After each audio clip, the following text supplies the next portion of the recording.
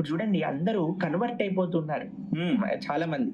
అవును. అయితే వాళ్ళ విచిత్రం ఏంటో తెలుసా అండి, వాళ్ళని అడిగితే ఎందుకు మీరు కన్వర్ట్ అయిపోయారండి అంటే ఏమంటారో తెలుసా అండి, మాకు బాధ వచ్చింది, ఆ బాధ పోవాలని మేము నమ్ముకుంటే ఆ బాధ పోయింది. సరే పోయిందా లేదా పక్కన పెట్టేయండి. కానీ మీరు చూడండి జీవితంలో అప్పటి వరకు వాళ్ళకి సుఖం రాలేదండి. ఆ సుఖం ఇచ్చిన వాడు ఎవడండి? ఒక బాధకి నువ్వు అమ్ముడు పోయావు అని అంటే జీవితంలో నీకు అంత సుఖం ఇచ్చిన వాడు ఎవడు? ఒక చిన్న పిల్ల అల్లరి చేస్తుంది అనమాట. వాళ్ళ అమ్మ చాలాసార్లు చెప్తుంది వద్దమ్మా వద్దమ్మా వద్దమ్మా. ఒకసారి పాట్ అని పెట్టింది చెప్పమే పెట్టంగానే ఫస్ట్ షాక్ లో ఉంది. తర్వాత ఏడవటం రాదు. ఏడుస్తే ఏం చేసింది తెలుసా అండి, వెంటనే వాళ్ళ అమ్మని పట్టుకుంది గట్టిగా. పట్టుకొని వాళ్ళ అమ్మోళ్ళలోనే ఏడుస్తుంది. అలా భగవంతుడు కూడా మనకి జీవితంలో ఎప్పుడైనా ఒక గుణపాఠం నేర్పిస్తే, ఇప్పుడు ఆ చిన్నపిల్ల అమ్మని వదిలేసి వెళ్ళిపోతుందా అండి? లేదు, అమ్మనే పట్టుకుంటాడు. అలా మనం భగవంతుడిని పట్టుకోవాలి, భగవంతుడి పాదాలనే ఆశ్రయించాలి. స్వామి నువ్వు నాకు మంచి చేసావు అని ఒక భావన మన లోపల ఉంది.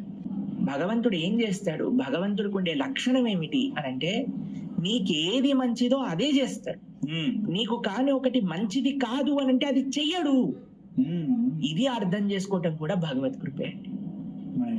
మన జీవితంలో ఇప్పుడు మనం ఒక కోరికతో వెళ్ళాం, స్వామి నాకు ఇది చేసేసే, అది అవ్వలేదు అనుకోండి, స్వామి చాలా సంతోషం, ఇది చేస్తే ఏదన్నా అవుతుండొచ్చేమో, నాకు తెలియదు కదా. ఒక చిన్న పిల్లవాడు ఏమనుకుంటాడండి, నాకు తెలిసిందే మంచి అనుకుంటాడు. కానీ తల్లిదండ్రులు ఏమంటారు, నాన్న ఇది మంచిది కాదు నాన్న, ఇది నీకు మంచిది కాదు, నీకు ఇప్పుడు అర్థం కావట్లేదు, పెద్దవాడయ్యాక అర్థం చేసుకోవచ్చు.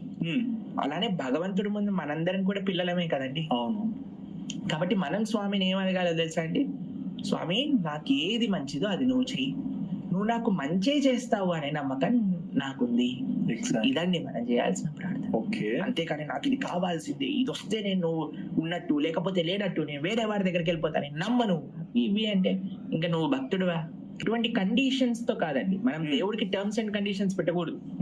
ఆయన టర్మ్స్ అండ్ కండిషన్స్ ప్రకారంగా మనం జీవించాలి, అది ముఖ్యమైన విషయం అన్నమాట. కాబట్టి అలా మనం ఉండగలిగితే అది మనకి చాలా మంచి విషయం.